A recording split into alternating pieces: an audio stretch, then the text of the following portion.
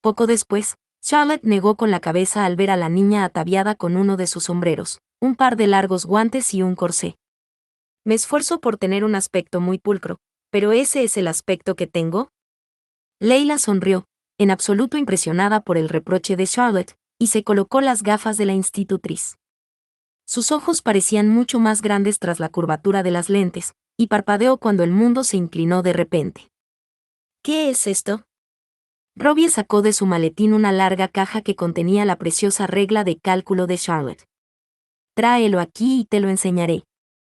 Leila caminaba teatralmente de un lado a otro del dormitorio de Charlotte, con los brazos estirados y levantando mucho los pies. Robbie le entregó a la institutriz la caja de cuero. ¿Sabe sumar y restar? Sí, señora. El acento de Robbie era mucho más marcado que el de su padre, pero hablaba la lengua de la reina sin cometer incorrecciones. Y multiplicar y dividir también. Charlotte alzó las cejas. Muy bien. No sé qué tipo de educación formal habéis recibido. ¿Quién os enseñó? Mi padre. Papá era el encargado de los negocios en nuestra tribu, y dice que uno tiene que aprender todo tipo de maneras de comerciar si quiere ganarse el respeto de los demás. Charlotte bajó la vista hacia sus manos y sacó la regla de cálculo de su caja. Tu padre es un hombre sabio. Manipuló las piezas móviles sobre la pulida madera. Os gustará saber que cuando sepáis manejar la regla de cálculo, conoceréis un modo de hacer cálculos matemáticos sin utilizar lápiz ni papel. Robbie frunció el ceño. Oh, yo nunca utilizo lápiz ni papel. Lo hago mentalmente, como papá. Charlotte le miró. ¿Con números grandes también? ¿Como 632 por 4418? 2.792.176, dijo Robbie al instante. No, no puedes haberlo calculado mentalmente. Verás, la respuesta es, Charlotte realizó los cálculos con la regla. 2.792.176. Volvió a mirar al niño. ¿Cómo lo has hecho? Papá me enseñó. ¿Tu padre te enseñó? Anonadada, Charlotte se preguntó si la falta de civilización había sacado a la luz las habilidades innatas de Lord Ruskin. Menudo talento compartís los dos. Sintió el deseo de hacerle más preguntas, pero Leila chocó contra el lavamanos y la palangana y la jarra de porcelana cayeron al duro suelo de madera. La jarra se partió en dos. El agua de la palangana se extendió por el suelo. Leila gimió. Vaya estropicio, dijo su amante hermano. Charlotte se puso en pie y fue hasta donde se encontraba sentada la niña frotándose la espinilla. ¿Te has mojado? Retiró las gafas de la nariz de la niña y se las metió en el bolsillo. Sí, y me he hecho daño. Nada grave. Toma un pañuelo, sécate el agua. ¿Sabes multiplicar como tu hermano? No. Leila agarró el pañuelo a regañadientes y se dispuso a secar el suelo. No sé multiplicar por más de 100 por 1000. Estoy muy impresionada. Charlotte se arrodilló junto a la niña y pasó un trapo de modo más eficiente. ¿Vuestro padre os ha enseñado a leer? Yo sé leer, dijo Robbie. No sabes. El acento de Leila también era más fuerte que el de su padre, pero su voz aguda y clara podía ser educada. Tú reconoces algunas palabras de vez en cuando. Sé más que tú. Yo sé leer, lo que pasa es que no quiero hacerlo. Charlotte colocó bien el lavamanos y dejó encima los pedazos rotos de porcelana. Por supuesto que no. Pero yo también sé leer y tengo un libro que podría gustarte. No, sí tengo que leerlo, dijo Leila con aire truculento. No, yo te lo leeré, afirmó Charlotte preparando su trampa sin dificultad. Se puso en pie y fue en busca de su maleta.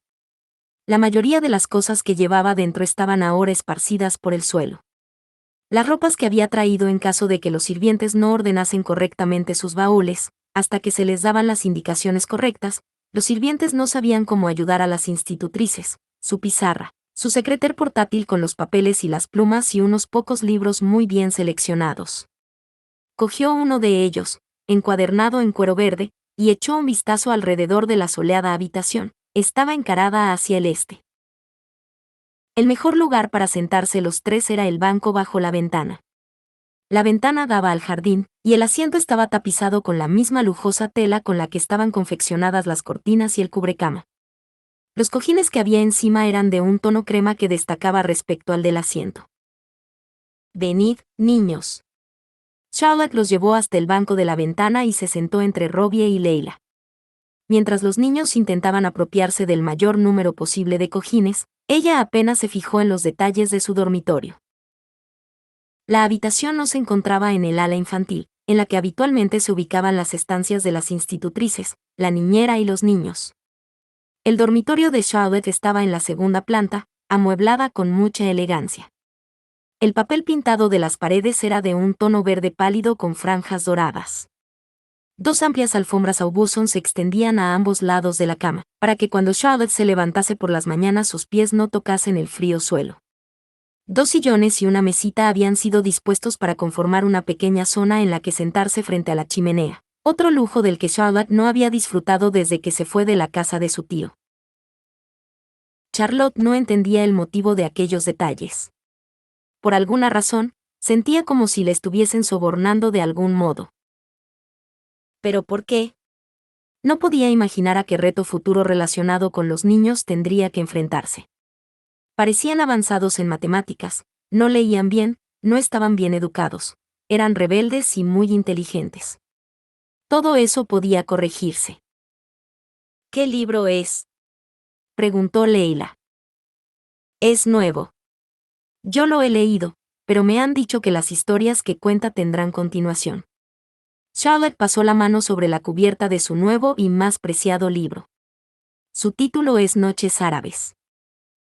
¿De qué trata? Robbie llevaba consigo la regla de cálculo y parecía manipularla con bastante destreza. Charlotte suponía que si se lo dejaba, no tardaría en controlar un instrumento que a ella le había llevado mucho tiempo dominar. Lo único que esperaba es que no hubiese aprendido álgebra y geometría, o tendría que exprimirse el cerebro para poderle llevarle la delantera a aquel muchacho. Abrió el libro y dijo: trata sobre una dama muy inteligente y las historias que contaba. Mamá siempre nos contaba historias, dijo Robbie. Leila no se acuerda de mamá. Era muy pequeña cuando murió. Charlotte no tenía claro si era o no adecuado preguntarle a un niño, pero no pudo evitar que le acuciase la curiosidad. ¿Qué edad tenía? Ella tenía 3 años. Yo 7. Le temblaron los labios durante unos segundos, después añadió: yo la recuerdo. Entonces, sigue viva en tu corazón, dijo Charlotte con amabilidad.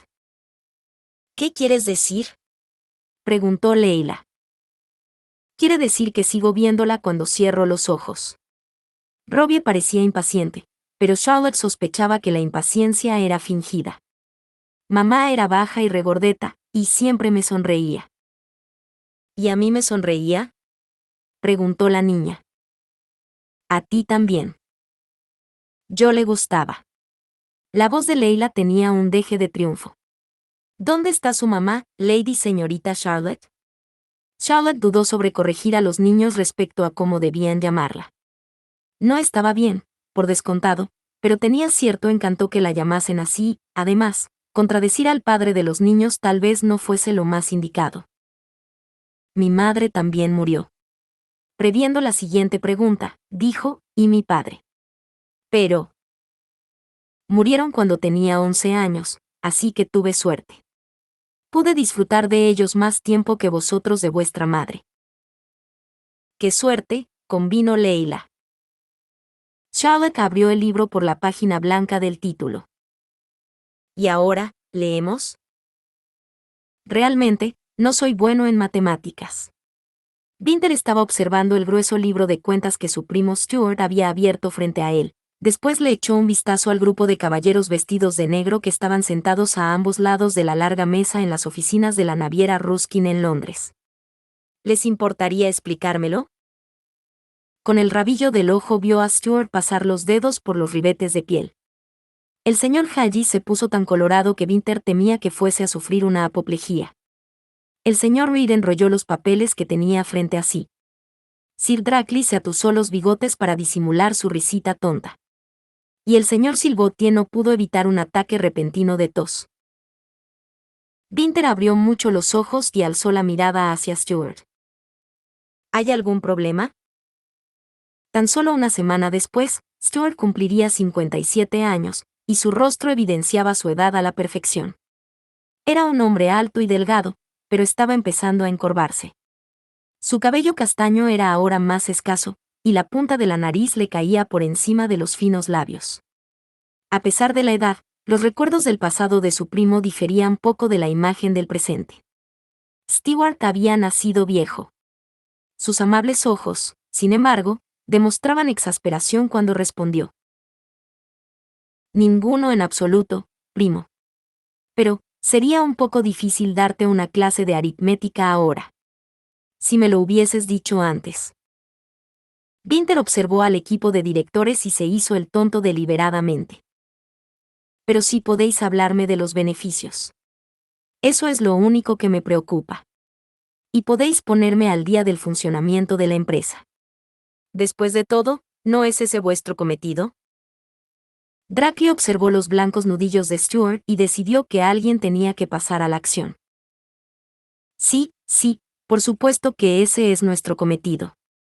Pero su madre debería haberse interesado un poco más en el funcionamiento de la compañía y también usted. Y, por supuesto, su padre. Winter preguntó. Oh. ¿Dominaba en las matemáticas? Ahora Drackley parecía haber perdido todo su impulso. Él era. Lord Ruskin era. Silbotier, un caballero de unos 60 años y una cara que parecía de lana mojada, decidió tomar el relevo. De sobra era conocido que Lord Ruskin podía echarle un vistazo a una hilera de números y hacer los cálculos necesarios en un abrir y cerrar de ojos. Porque su señoría conducía la compañía con mano maestra. Cuando entré a trabajar aquí como mozo acarreando carbón, hace 52 años, sabía los nombres y la ocupación precisa de todos sus empleados, y fue el primero en reconocer mi potencial y darme una oportunidad. Su padre era un santo, muchacho. Un santo. Winter guardaba diáfanos recuerdos acerca de sus visitas a la oficina con su sabio y malvado padre, y sabía que costaría Dios y ayuda otorgarle santidad a su padre, y que al hacerlo más de uno se desilusionaría. Nunca había oído semejante calificativo asociado a mi padre. Pero si él hubiese supervisado la compañía durante estos años, las cosas habrían sido diferentes. Seguro.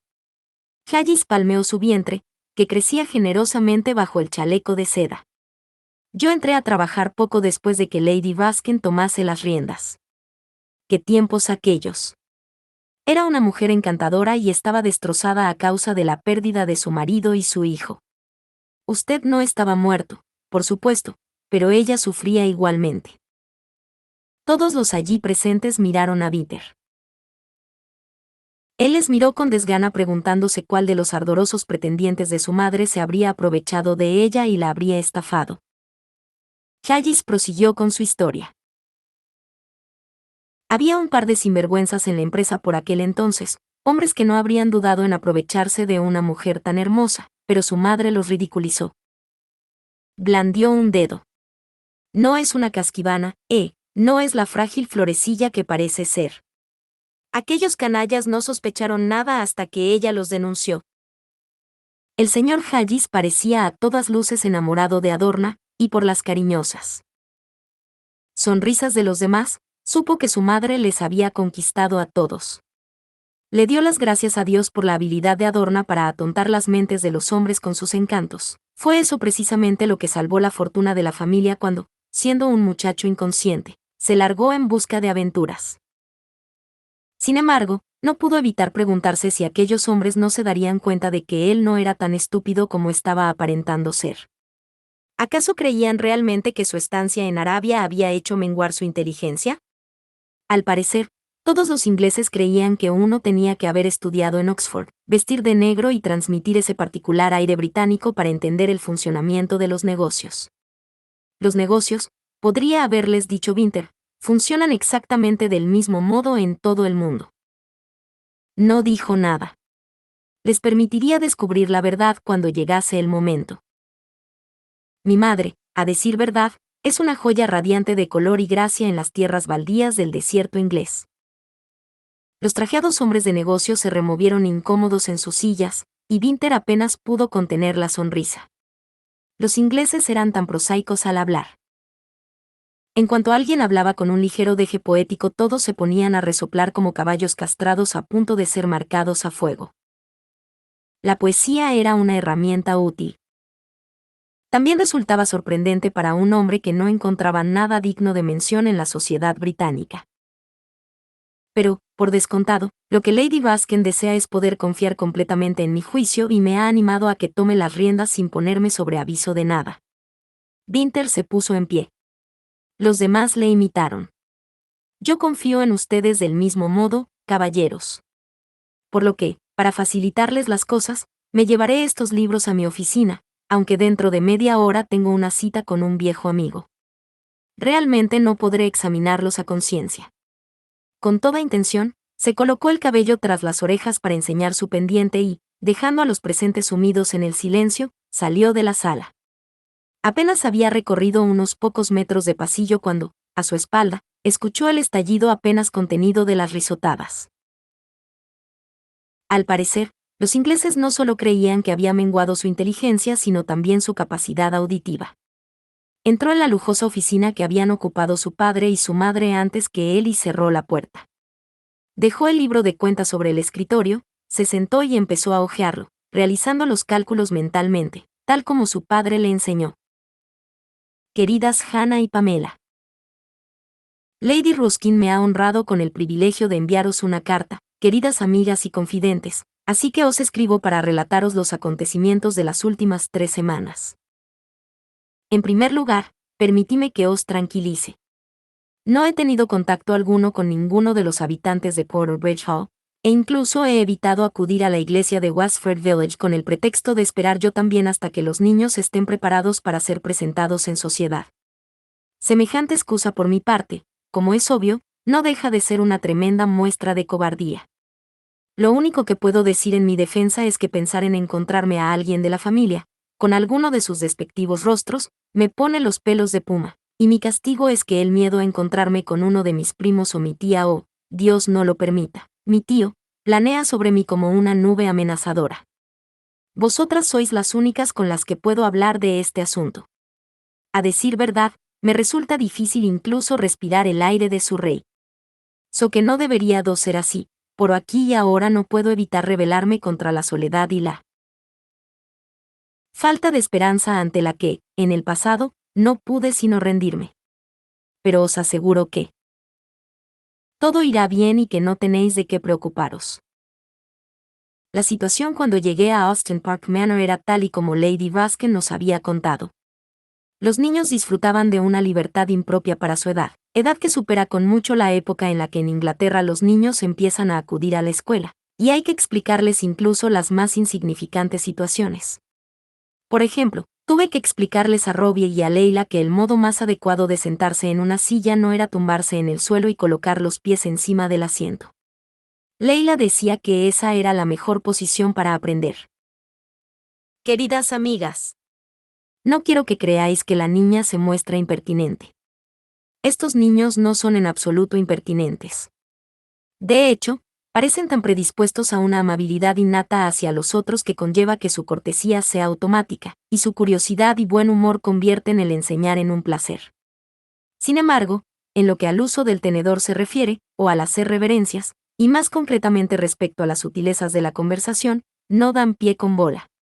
Resulta curioso que las materias que, a lo largo de los años, menos he tratado, matemáticas, ciencias, lenguaje o geografía, ahora pueda enseñarlas con tanta facilidad, y sin embargo en la materia por la que soy famosa todavía no haya tenido éxito. Pero me estoy yendo por las ramas. Les expliqué a los niños que si se tumbaban en el suelo mirando hacia el techo no podrían ver el mapa o la cinta de papel con la grafía de las letras o la pizarra donde conjugo los verbos franceses y latinos. Robbie convino en que tenía razón, pues los pies le impedían ver la pizarra, así que ahora los niños se sientan correctamente en sus sillas. Sí, queridas, es todo un reto, pero estoy disfrutando de ello. Desde que llegué, y para mi tranquilidad, el padre de los niños ha pasado la mayor parte del tiempo en Londres junto a Lady Basken. Ah, ¿a qué no sabíais que el padre estaba vivo? Aunque tal vez fui yo la única que lo dio por sentado. Es un hombre de mundo. Le pongo al día del trabajo una vez a la semana, pero a él parece interesarle más examinarme a mí. Es muy atento con Vi y Leila, desayuna con ellos siempre que está aquí. A pesar de que me satisface que el padre acepte el desarrollo de los niños, al mismo tiempo me decepciona un poco que los niños se comporten peor tras pasar un rato con él. Lord Ruskin, como podréis suponer, es un consumado bárbaro.